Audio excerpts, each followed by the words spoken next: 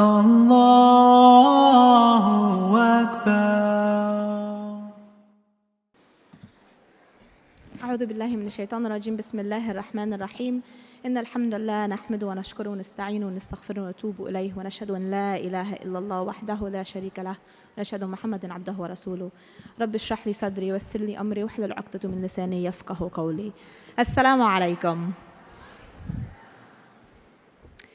I know it's late. I know it's been a long day of listening to lectures, of spending time in the bazaar, but I think as a collective room full of amazing sisters, we can do better than that. Assalamu alaikum. Much better. I love to hear the beautiful voices of my sister in a gathering like this. I love to hear that return of the salam that we need from one another consistently, because this sisterhood, this connection that we have with one another is what helps us get through day by day. It's what helps us get through with the ups and the downs and the craziness of life. The topic of this session is about the quest for success. When we think of the word success, when we think of what it means to be a successful person, how do we define that? What is success? Do we measure success in terms of wealth? Do we measure success in terms of how many followers we have on Facebook? Do we measure success in terms of the size of our house? In terms of the way our children are growing? How many after-school activities they're in? Their GPA? How do we measure success? Just a few minutes before, or an hour or so before, we heard the adhan for Salat al-Maghrib. And we heard the mu'adhin call, Hayya ala as-salah, Hayya ala al-falah. Hasten to prayer. Come to prayer. Hasten to success. Come to success. Our success in this dunya and in this akhirah is linked to our prayer. Our success is linked to our connection to Allah subhanahu wa ta'ala. That's where our success lies. But we are raised in a world that tries to tell us differently. We're raised as women from a very young age, where we are told that to be successful, we need to complete our education. We need to get that bachelor's. We need to get that master's. We need to get that PhD or that MD. To be successful, we need to marry well. We need to marry that doctor. We need to marry that engineer. To be successful, we must raise boys who will carry on the name of the family, who will become doctors and engineers. And we must raise girls who will also marry well. We are told to be successful that we have to become superwomen. But that's not what the Quran tells us. That's not what Allah subhanahu wa ta'ala reminds us of.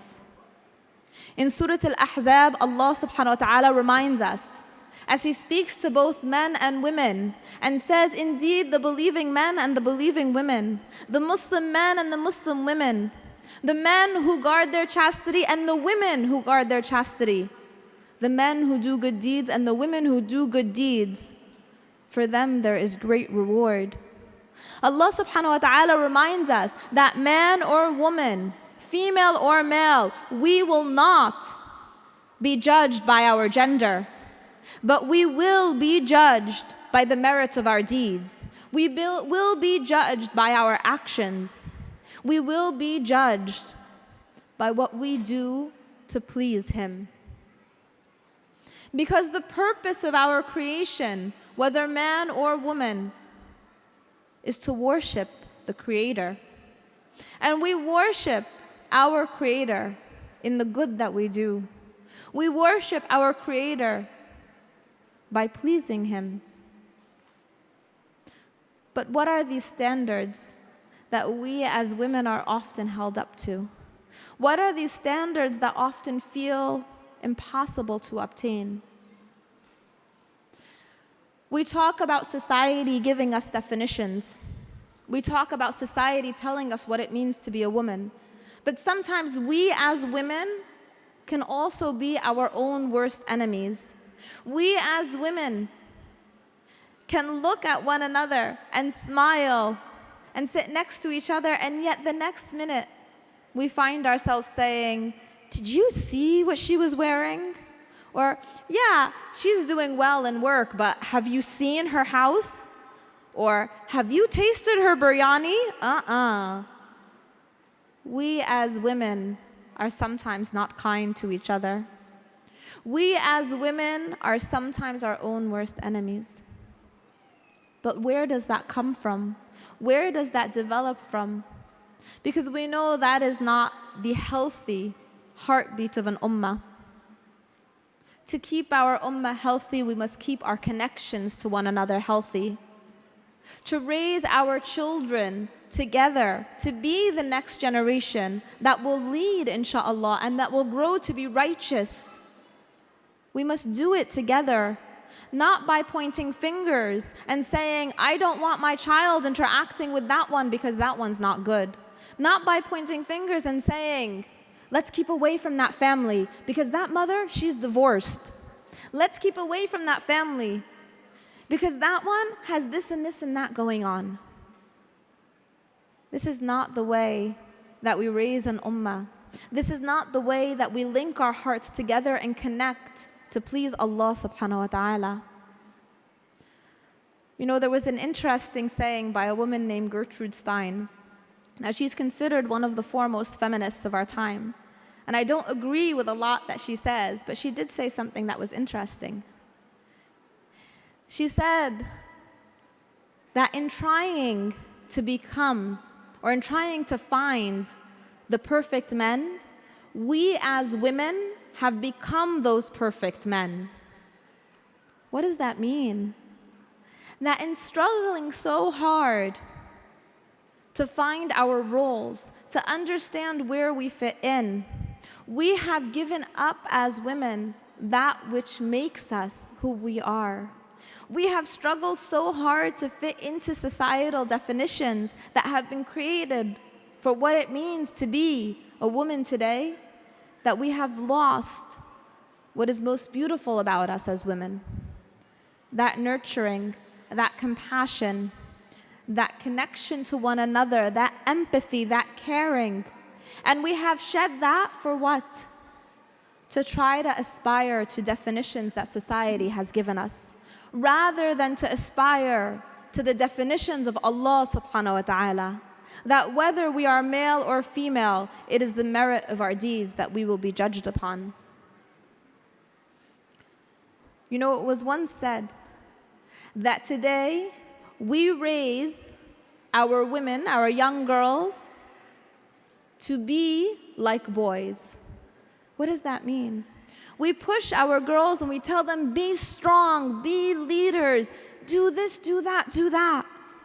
But have we ever stopped and asked ourselves if we raise our boys to be like our girls? Do we ever stop and try to teach our boys the elements that often come inherently to our girls? The elements of empathy, of compassion, of nurturing, of connection with others. Until we do so, we will continue to struggle. Until we are able to teach to our boys those elements that we value in our girls, we will continue to struggle. Because today our girls are receiving bombardments of what it means to be a woman. It's very interesting to note that back in the 1950s, late 50s, early 60s, there was a book written by a woman named Betty Friedman. And the book is called The Feminine Mystique. And in this book, which was considered groundbreaking, Betty Friedman asks the central question. She asks, can a woman be successful outside of the home as well as inside of the home? Can a woman pursue a career and also raise children? Can a woman be someone that really transcends the definitions or the limitations of society? What does it mean to be a woman? What is the role of a woman? Now, this book was considered groundbreaking because women everywhere read this book and felt, yes, I need to know my definition. I need to know who I am as a woman. I need to know what it means to be a successful woman. Now, we fast forward a little bit to our present time. And interestingly enough, in 2013, another book came out. It was a book written by a woman named Sheryl Sandberg, who is the COO of Facebook. Sheryl Sandberg wrote this book in response to a situation that happened to her. She had been giving the commencement speech at Barnard College. And for those of you who are from the East Coast, you may be familiar with Barnard College, knowing that it's an all-women's college or an all-women's campus on the campus of Columbia University. And it's a college that prides itself on graduating women who are leaders, on graduating successful women. And in her commencement speech at the graduation of these young women at Barnard College, Sheryl Sandberg stood in front of the audience and she said to them, "You may think the most important decision you will make when you graduate from here is what internship you'll land. You may think the most important decision you'll make when you graduate from here is what your first job is, or what connections you've made with bosses and the top people in the industry."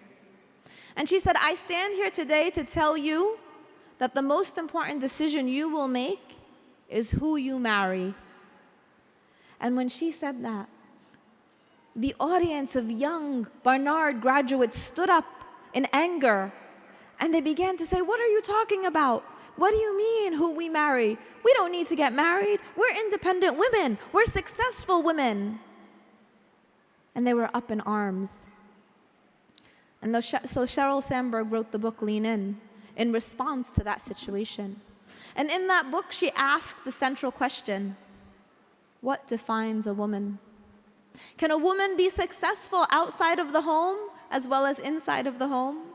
Can a woman be successful in her role as mother and as someone who pursues her career?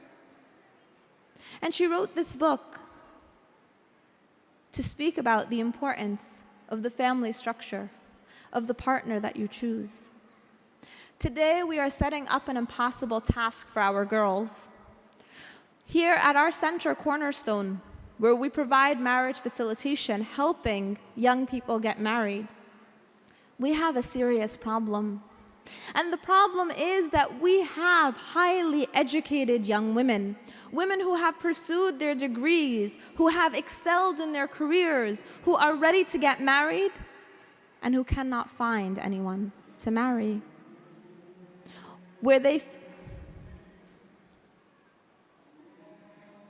I'm going to wait for the adhan to complete.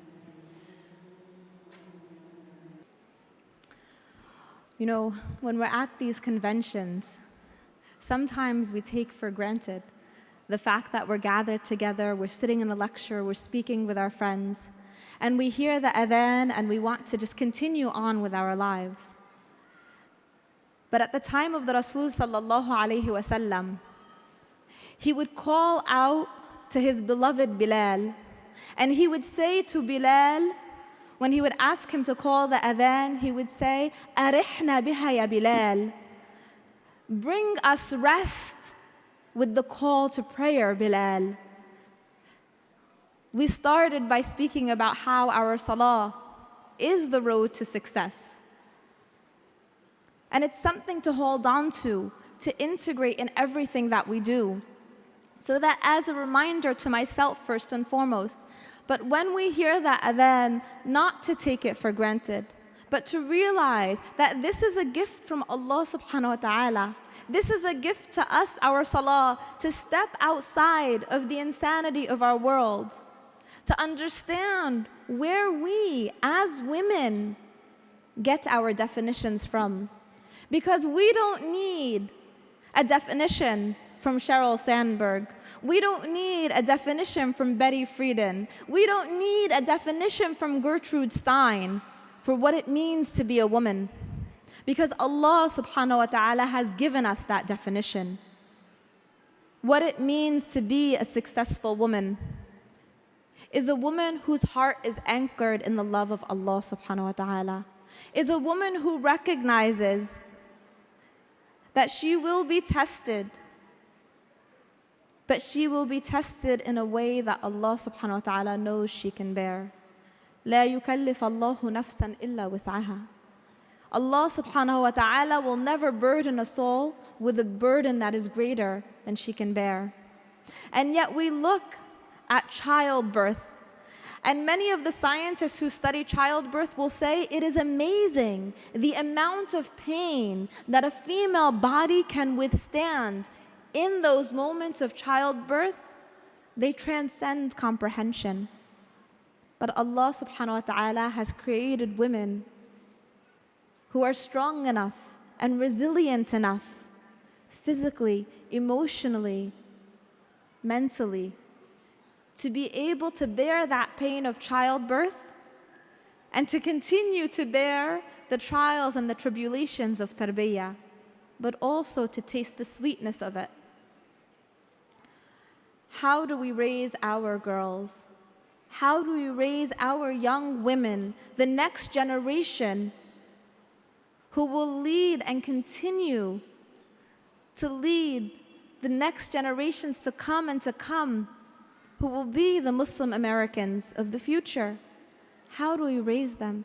How do we teach them what it means to be successful with a heart that is anchored in that love of Allah subhanahu wa ta'ala? We teach them. We teach them, we guide them, we show them by our actions. We've talked quite a bit about parenting, and I know most of my sessions this conference was about parenting. And we spoke at length about the importance of not possessing our children, because we as women will sometimes find ourselves in a place where our love can suffocate, where our love can move from the realm of a healthy love and into a love of possession, of control.